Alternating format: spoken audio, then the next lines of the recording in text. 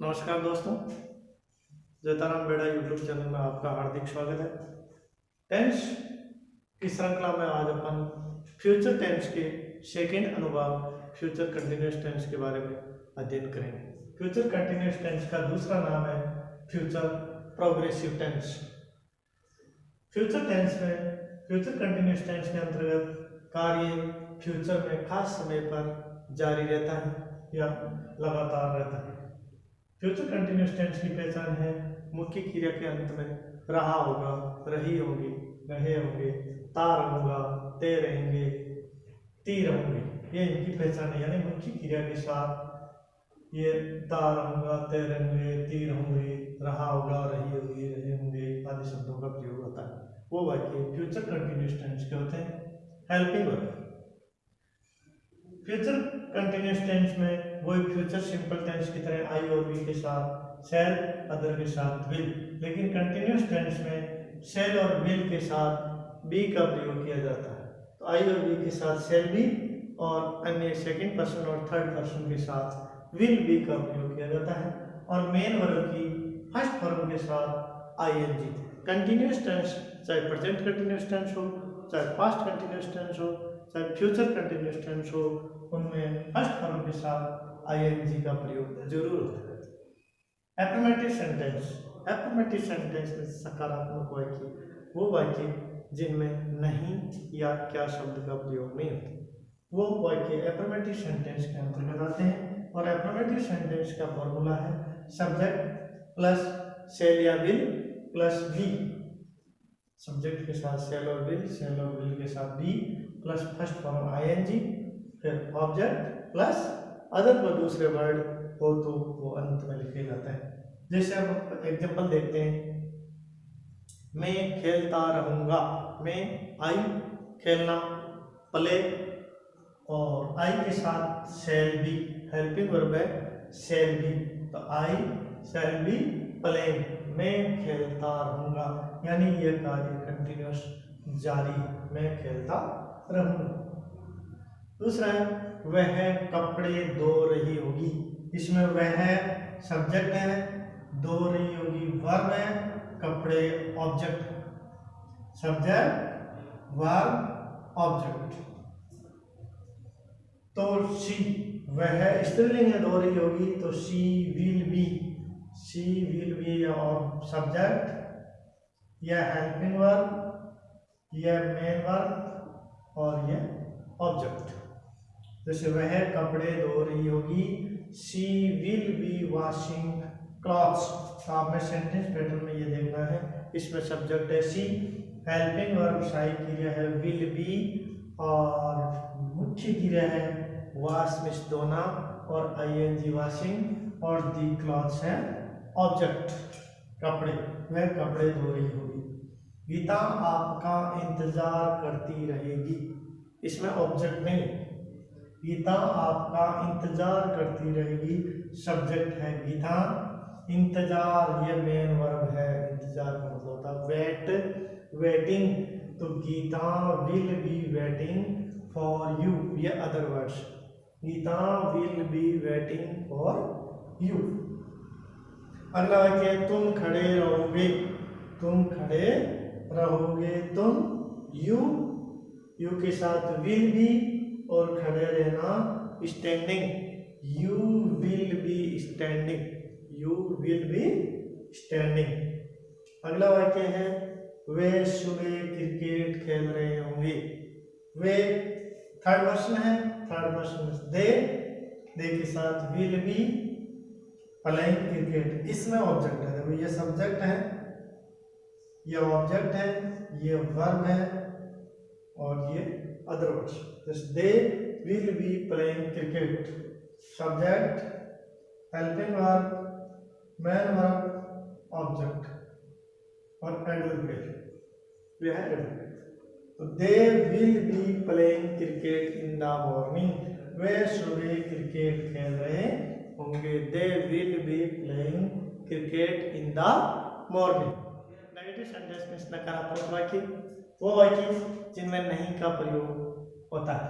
और negative sentence का pattern लगभग एफर्मेटिव सेंटेंस की तरह ही होता है, केवल इसमें हेल्पिंग वर्ब यानी शैल, विल और बी के बीच में नॉट का प्रयोग करना। जैसे subject shall, will plus not plus be plus first form ING plus object plus other.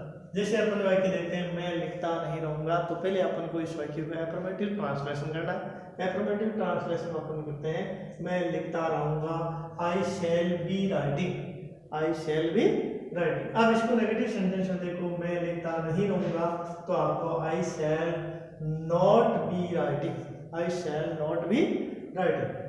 अगला वाक्य अपन देखते हैं हम काम करते रहेंगे, तो एफर्मेटिव सेंटेंस में हम काम करते रहेंगे, we shall be working, we shall be working. और इसका नेगेटिव सेंटेंस में प्रयोग करते हैं हम काम नहीं करते रहेंगे, तो we shall not be working, यानी शैल विल और बी के बीच में नॉट का प्रयोग करना है, we shall not be working. तीसरा वाक्य वह हंस रही होगी, तो शी विल बी लाफिंग, वह हंस रही होगी। और नेगेटिव सेंटेंस में करना है वह हंस नहीं रही होगी, तो she will not B laughing, she will not B laughing. अगला वाक्य वह पढ़ा नहीं रहे होंगे, वह पढ़ा रहे होंगे, तो दे विल बी टीचिंग। और वे पढ़ा नहीं रहे होंगे, they will not be teaching. ये है नेगेटिव सेंटेंस। अब देखते हैं अपन इंटरोगेटिव सेंटेंस।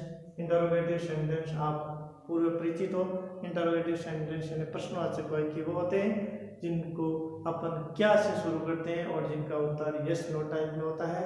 और दूसरा है WH फैमिली वाले, जिनमें वाक्य के बीच में कहाँ, कब, कौन, कैसे उन शब्दों का प्रयोग किया जाता है, वो होते हैं प्रश्नवाचक वाक्य।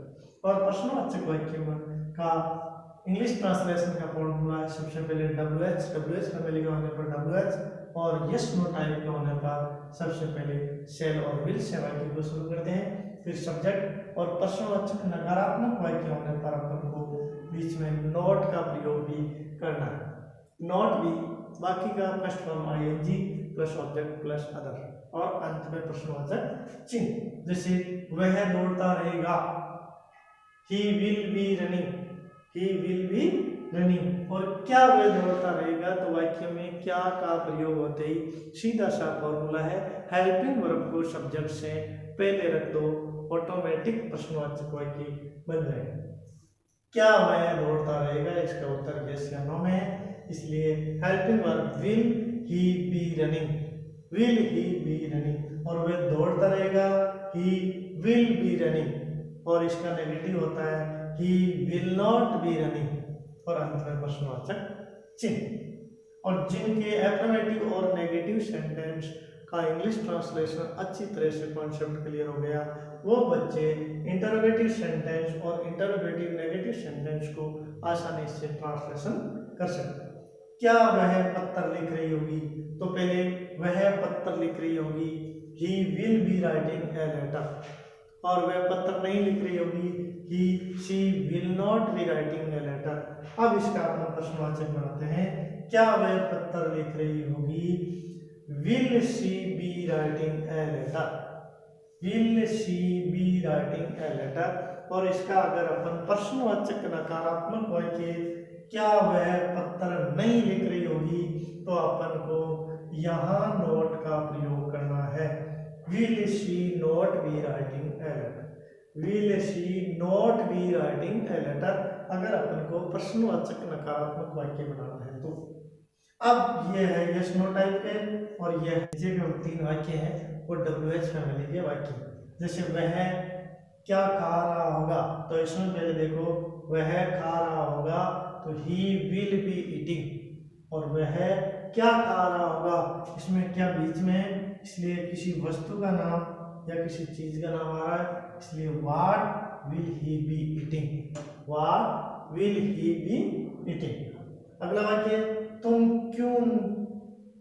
क्यों नहीं खेलते रहोगे, तो पहले अपन को नेगेटिव को बंद करो, तुम क्यों खेलते रहोगे, तो why will you be playing, why will you be playing. अब इसमें प्रश्न नकारात्मक वाक्य नहीं का प्रयोग किया गया है, इसलिए why will you not be playing, why will you not be playing.